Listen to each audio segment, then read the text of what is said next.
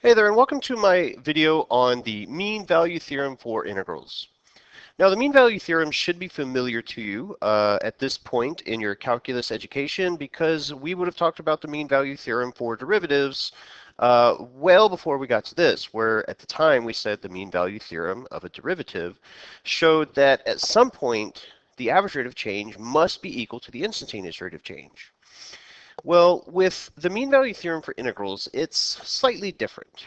What we're going to be looking at here is a way of demonstrating that there's going to be, along some interval, some number in between our intervals, our lower bound and our upper bound, where the area of a rectangle that would be created from that value would be equal to the area underneath the curve itself.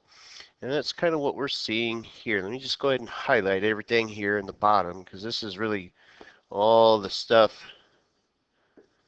that we want to make sure that we understand for what the mean value theorem is telling us. And visually, they're kind of giving us a way to think about it. So here, they're showing us that the inscribed angle from point A to point B on that closed interval is going to be some area that's obviously going to be less than the area under the curve.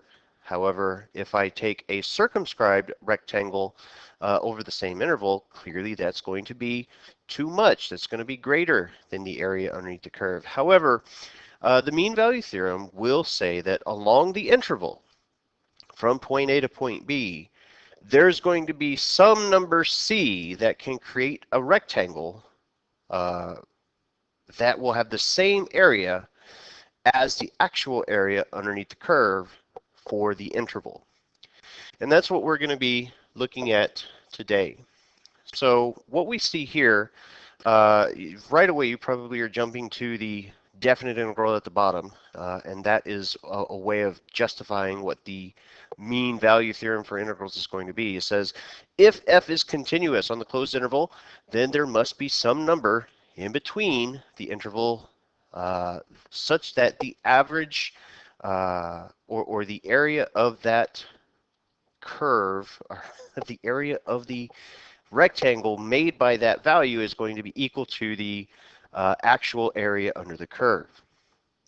And so we kind of have this equation here with the definite integral of some function for our integrand is going to be equal to f of c multiplied by the distance from A to B. That's, basically base times height, where we would think of, I would probably think of this as the height, and this one would be essentially the base of the rectangle. So here, f of c, and from here to here, that would be whatever a minus b is. Now what this is telling us is, over there in the note, it says that that does not guarantee what the, or that doesn't tell you what the number c is. It just tells you that there is going to be some number on the interval that will do that. And let's see, the value of f of c given in the mean value theorem for integrals, that's the average value, hence, mean value theorem. And here at the bottom is essentially what we think of as the formula for the mean value theorem, or finding the average value of something across a closed interval. And if you think about it, this formula here is essentially just this formula rearranged, where we multiplied by the reciprocal of b minus a. So here, f of c, we can think of this kind of as the average if we want to. And here it's just giving us one more way of looking at it, but this is literally the exact same thing, except instead of having the b minus a difference as a fraction, 1 over b minus a, they're They're just putting it in the denominator underneath the actual integral, okay? Same thing. This is called the average value of the function, and it represents the height of the rectangle guaranteed by the mean value theorem of integrals to exist on the closed interval from a to b. So here's our first example. It says find the average value on the interval from 1 to 4. Well, the average value that we're looking for, again, you can kind of think of it as f of c. That was the 1, and this is just how I prefer to write it, 1 over b minus a times the definite integral from a to b f of x dx.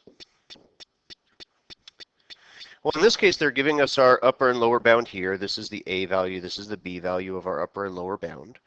And so I would start plugging in those values. So here I'm going to say 4 minus 1. The definite integral would be from 1 to 4. There we go, 1 to 4. And the function, the integrand in this case would be the 3x squared minus 2x. And now we're going to evaluate it. So the fraction on the outside, on the outside of the integral there, that's just 1/3. But we have to evaluate the integral itself using the fundamental theorem of calculus. So we have to take the antiderivative of the 3x squared minus 2x, which in this case would be x cubed minus x squared, evaluated on the interval from 1 to 4. So now we'll start plugging in those numbers. 1/3 multiplied by 4 cubed minus 4 squared minus, and now we substitute the lower bound, 1 cubed minus 1 squared.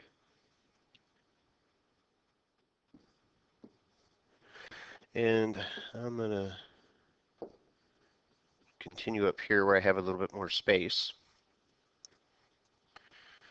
Alrighty, so here I get f of c still to be equal to 1/3, and 4 cubed is 64 minus 16, and inside of the parentheses 1 cubed minus 1 squared is 0, so that's really all we have. You know, don't worry about writing the 0 down if you don't want to. And 64 minus 16 will give me a 48, and 48 divided by 3 in this case will be a 16. So that's the average value. That's not the number between the 1 and 4, obviously, because 16 is well outside of the interval from 1 to 4. That is just the area that we're saying find the average value of the interval. That is, you know, what we were going to represent as the area of the curve at that point under the interval. But where is it going to be the average value? This is what part B is asking us to do now.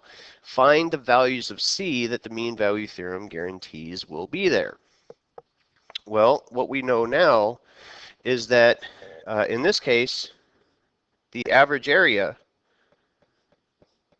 was, or the area that we got on part A was a value of 16. And we know that the function that we're working with is the, what did we have? We had 3x squared. This is what f of x was. 3x squared minus, what was it, 2x? So if we look at it in terms of c, you know, to find what values of c are going to be guaranteed, I can look at this as saying this is going to be f of c to be equal to 3x squared minus 2x. And of course, we know the value of f of c. Oh, I'm sorry, I wanted to, if I'm doing this in terms of c, let me do it properly. I get so used to doing things in x. So c squared minus 2c. And we know that f of c is 16. So now we can solve this like any other quadratic function to find the values of c. minus 2c minus 16. And in this case, when we factor it, I'm going to get, oops, forgot my equal sign. When I factor this, or use the quadratic formula, however you want to do it, we would say 3c minus 8 times c plus 2. So that'll, when I set those factors equal to 0 and I solve for them, I'm going to get one value of c to be equal to 8/3, and I'm going to get one value of c to be equal to a negative 2. And this guy right here, unfortunately, is extraneous because it's not inside of the interval from 1 to 4. So the value where on the x-axis that will equal the actual area under the curve guaranteed by the mean value theorem will be when x, or c in this case is how we're describing it, is 8/3, or 8/3.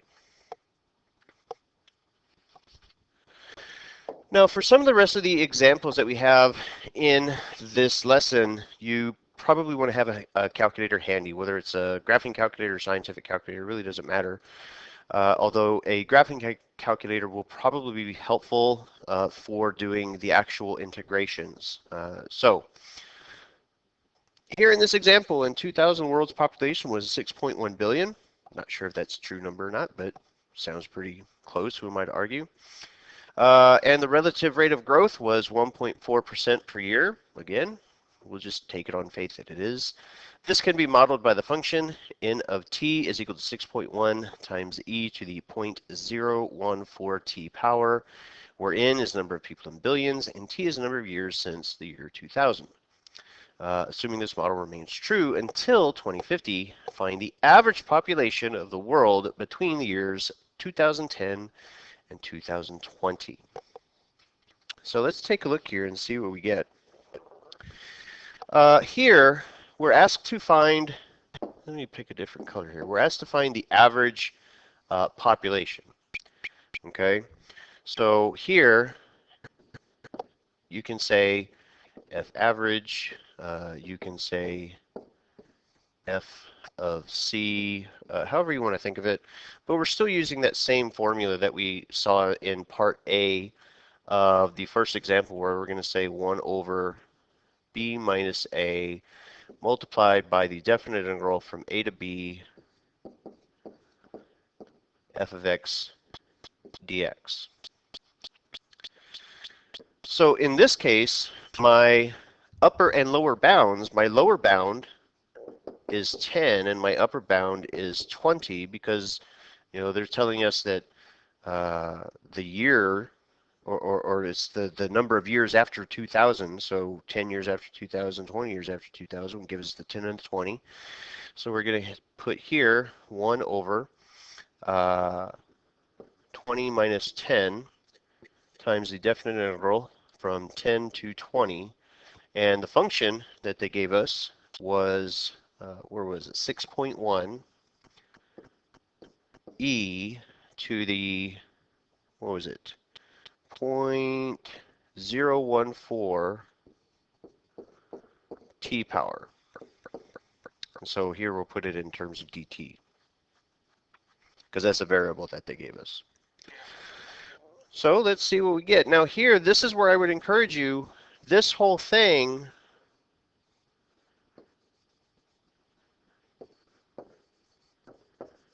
put this on your calculator.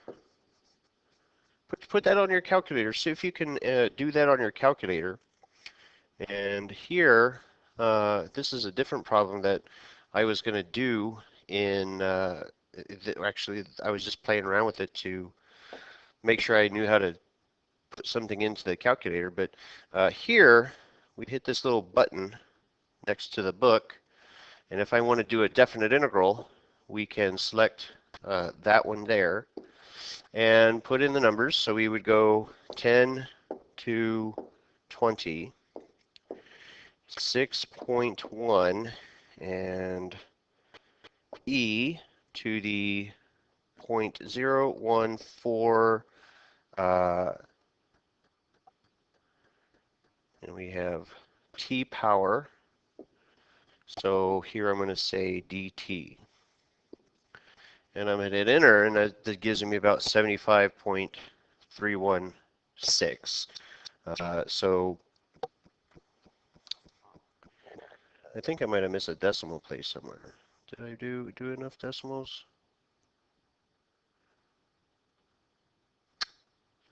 Because on my paper I have, because 75 billion is not right. 75 billion is definitely not right. Where did I go wrong? What did I do?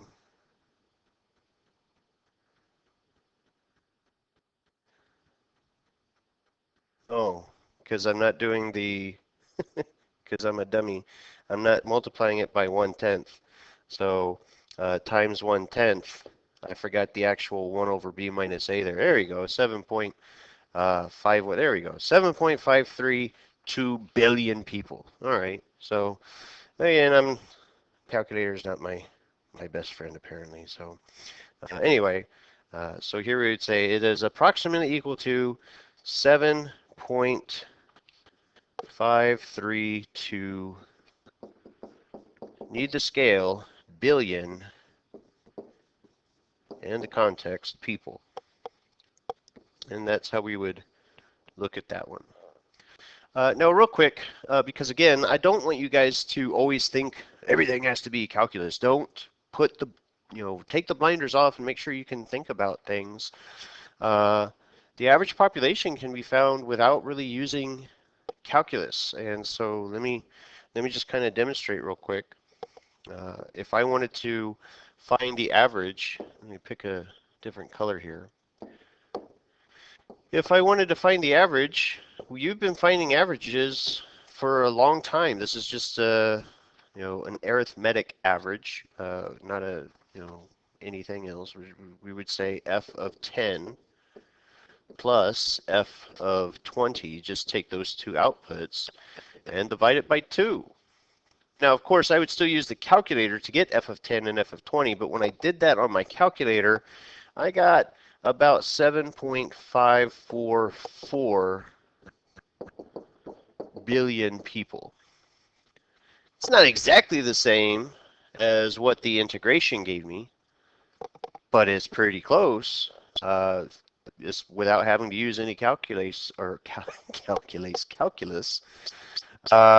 So again, don't get tricked into thinking that everything has to be done a particular way.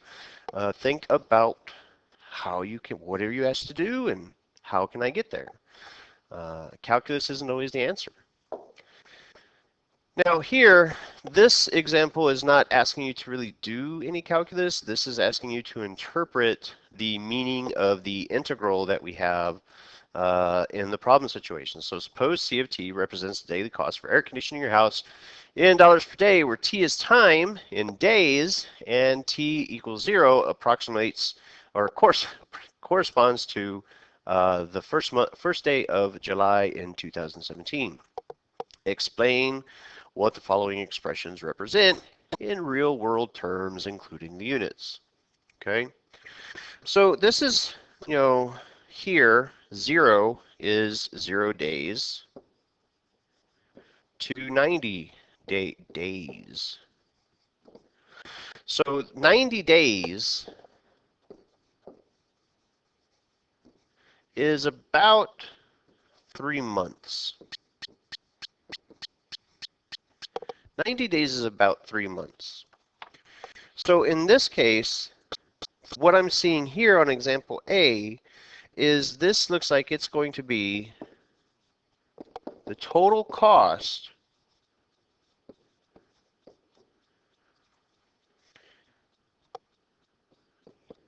in dollars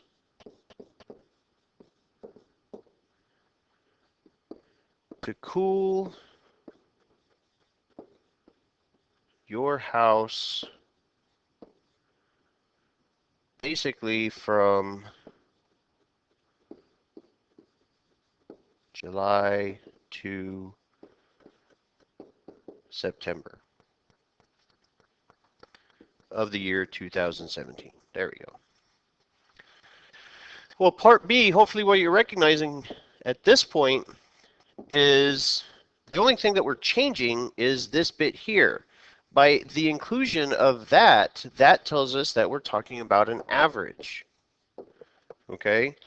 So that now we're looking at an average. So here, the way that I would interpret this is going to be the average cost to cool your house.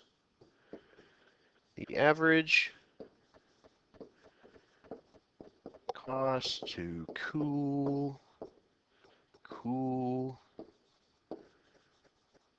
your house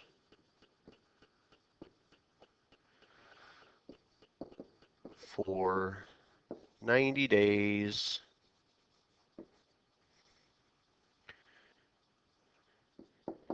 in dollars per day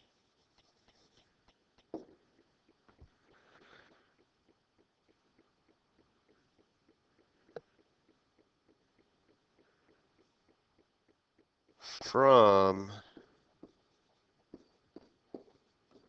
July 1st, 2017. So that's how we would look at it in terms of understanding what it is, trying to put it in context using real world terms and appropriate units. Now here, what we're going to be taking a look at, this is getting close to the end here. We got one more after this, although this one here, this example is going to be done in 3 parts. Here, this is talking about data that was collected using, Chuck Yeager when he was, he was a test pilot. And here it says that he's flying an X-1 rocket plane at an altitude of 12.8 kilometers. So here it tells us that he was clocked at about almost 300 meters per second, which would be roughly almost 670 miles per hour. At different altitudes, sound travels at different speeds. We can model this variation for speed of sound with a piecewise defined function. Okay, so the piecewise defined function is here.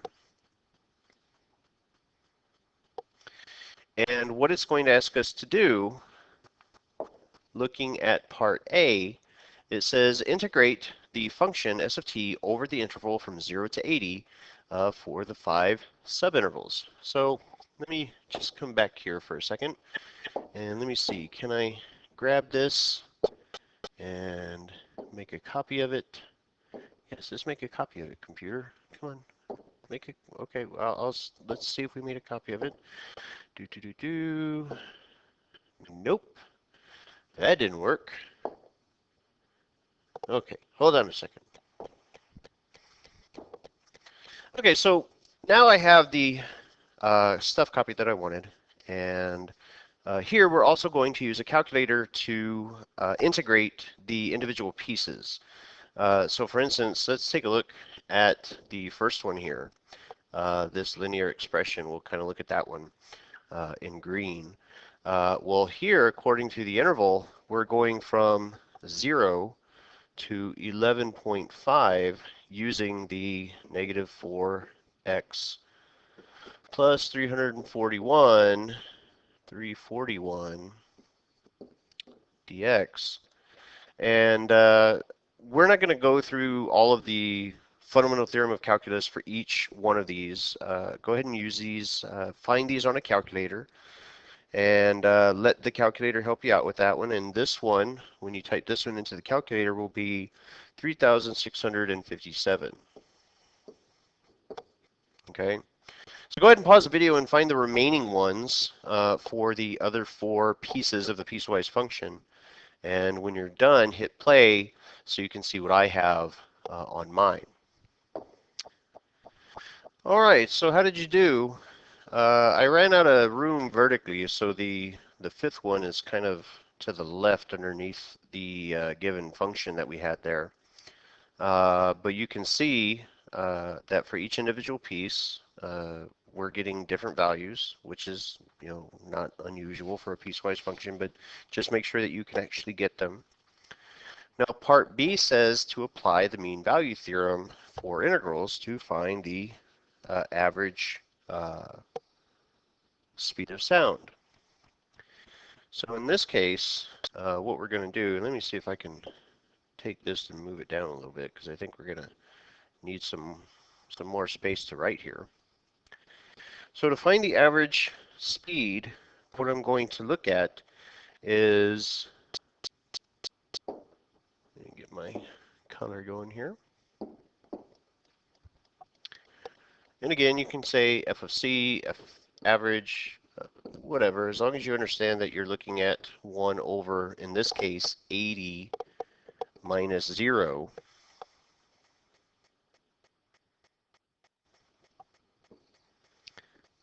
Of the definite interval from 0 to 80 of, in this case, s of t. Now, S of t is going to be the sum of all of those things. So let me just kind of go to the right here and see if I can fit everything in. So we're going to have 1 over 80 to be multiplied by the 5 values that we got, 3657, 3097.5, and again, do this on a calculator. 2987 and a half,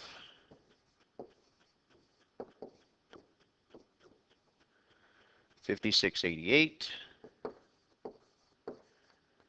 and finally 9210.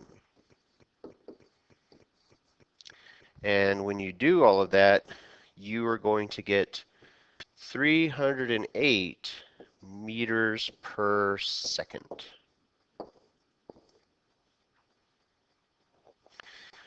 So now it says to draw the average value f of c, or s of c, on the graph. So essentially that's just what we found on B. So even if you were, if you were doing this on your own as a free response question and you got a different answer than the 308, you still graph what yours was. So in this case, the 308 is going to be about right here. And that's what we would, and I kind of went too far because I'm going outside of my interval now, but that's where we would graph the function, or graph the average value is about there. Okay, so about 308 meters per second. Now the last example that we're going to take a look at, pardon me, comes in 2 parts. And it's going to be talking about net change. And we've talked about net change already as far as thinking about it in terms of a displacement of things. And here they're showing us, and it looks like something got cut off a little bit. There we go. Now you can kind of see the A at the bottom there. But this is basically going to say, okay, well, we're going to take the integration of the antiderivative from the uppermost bound to the lower bound over whatever the interval is. And that can mean that we're going to be doing things where we have all positive values, all negative values, or a combination of positive and negative, kind of like what we're seeing in the diagram. So let's take a look here. The one thing that we want to make sure that we pay attention to is the part at the bottom, though, however. And this, we've seen stuff like this going back to position, velocity, and acceleration, to seeing how much a particle traveled. So here, this is going to represent the same thing. The area underneath the curve is going to represent the area, the distance that something has traveled here. And of course, if we want the total distance, we need to look at the absolute value of the integration, not just the sum of the integrations. So let's see what we have here. We have a particle moving along a line so that its velocity is given by that third-degree polynomial in feet per second at time t. What is the displacement of the particle on the time from the interval from 0 to 5? So this isn't really anything new. This is essentially just the same thing that we've done for the fundamental theorem of calculus. We're going to take this and we're going to kind of find the interval, or the total sum of things, using just standard definite integration here. Okay, so in this case, I would be looking at it. Let me get a darker color here. You can think of it as, I want to make sure I have space here, so I'm going to start it on the left. The definite integral 0 to 5 v prime of t, in this case, will be equal to vb minus v of a. Those are the intervals that we're on. And in this case, what we need to do is we need to take the antiderivative of the function. Okay? So the antiderivative of the given velocity function in this case is going to be 1/4 t to the fourth power, there we go, minus 3 t cubed. The next one, because of the odd number that we have for coefficient, that one's going to actually be a positive 7.5 t squared, and then plus 10 t. And we're doing it over the interval from 0 to 5 in this case. So what we're going to do is we're going to take the upper and lower bounds and we're going to plug them into each piece here. And I can tell I'm going to need a little bit more space here, so let's just move this guy down.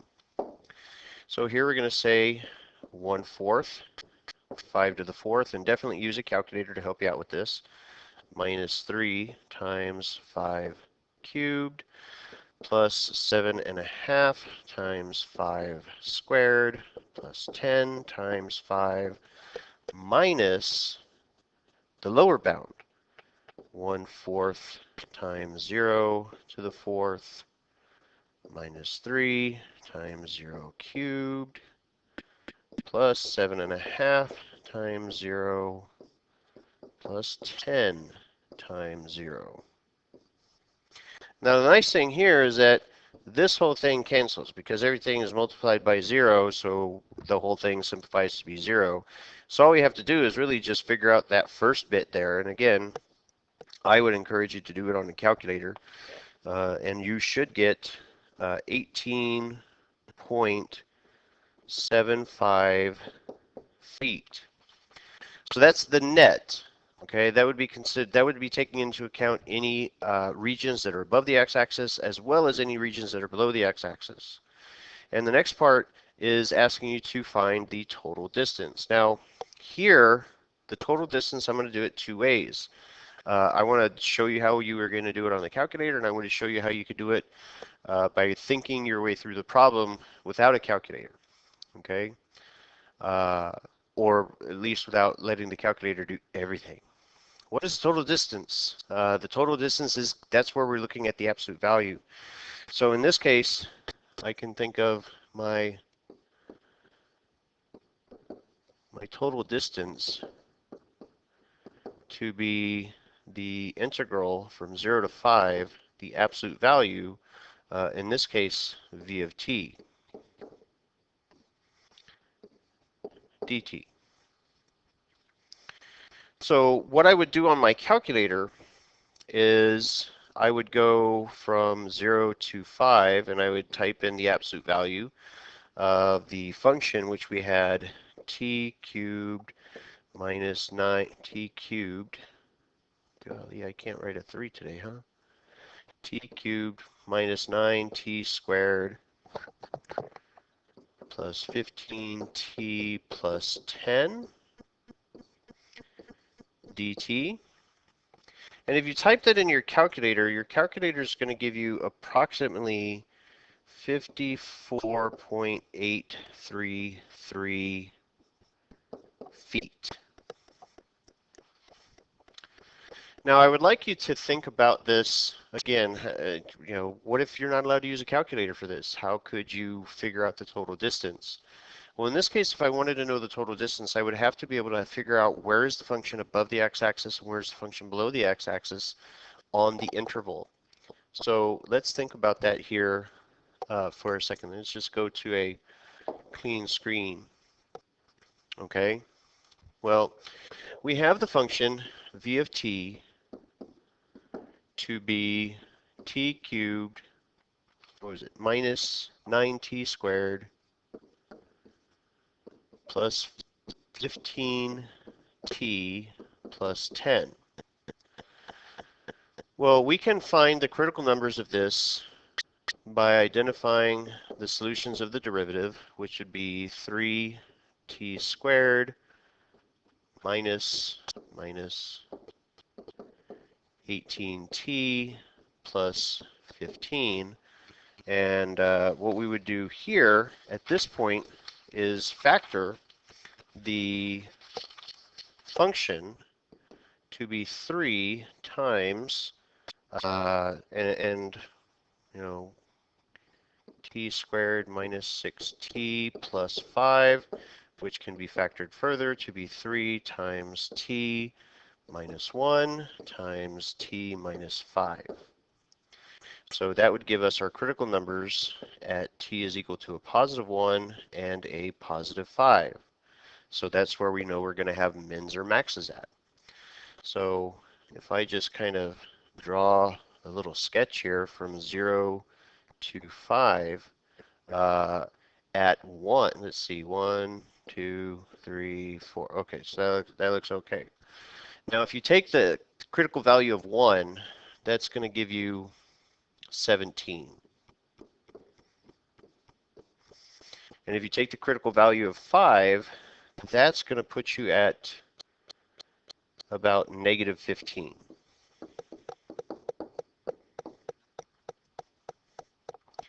Now you can do kind of like the first derivative test to see where the function is going to be increasing or decreasing. Otherwise, you can just kind of understand what we know about rational functions. Because this is a positive coefficient with an odd degree, the end behavior of the function is going to look something like that. So we know we're going to be increasing at some point and decreasing at some point. And in this case, the y-intercept is at a positive 10. So we'll just say there's the y-intercept at a positive 10. Well, the second derivative of the function, in this case, let me get it done in color here.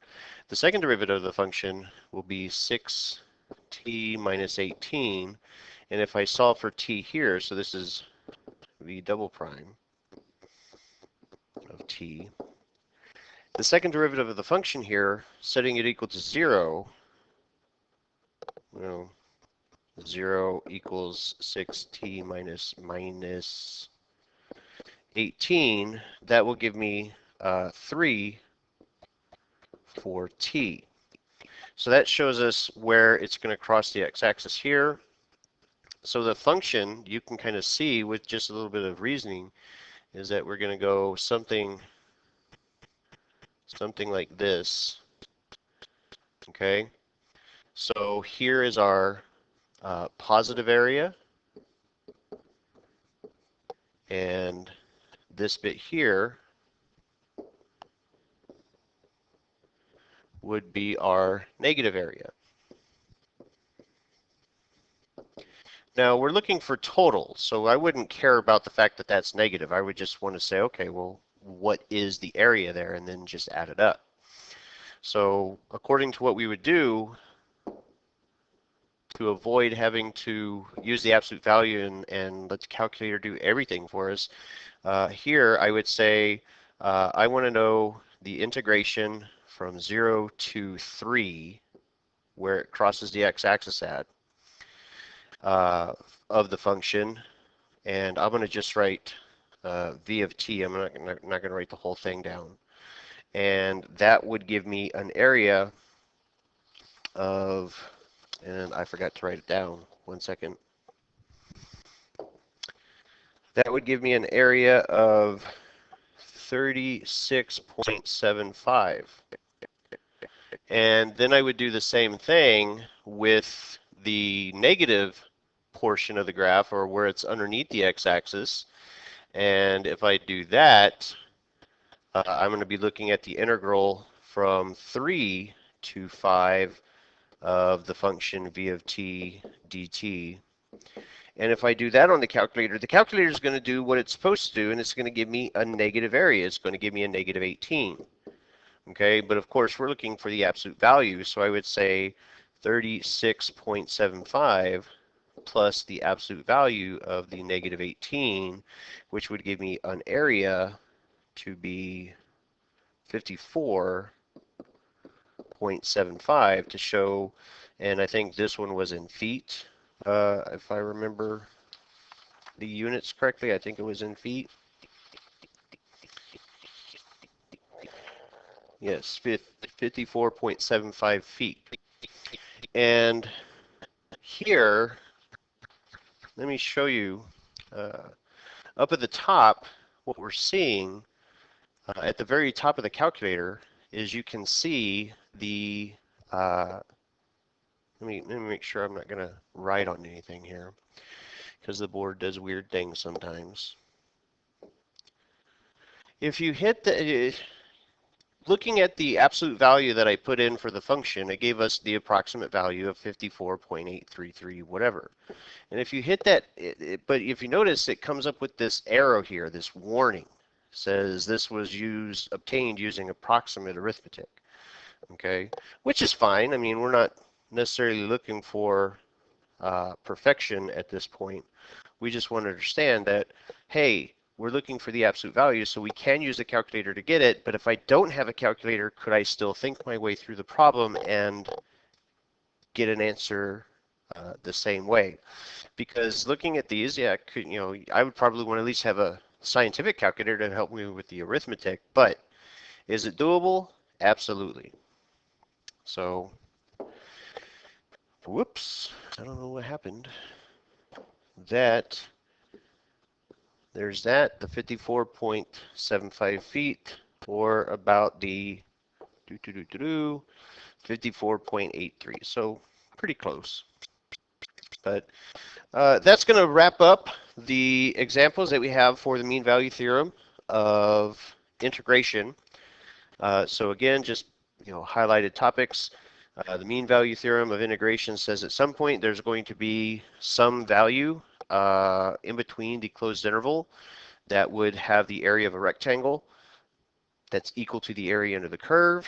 The way that we can find the average value of the integration on a closed interval is by taking the value of the interval or integral, I should say, and multiplying it by the reciprocal of 1 over the interval itself. And I think that kind of sums things up. But thanks for watching, guys. Hope you learned something. Take care, and we'll see you soon.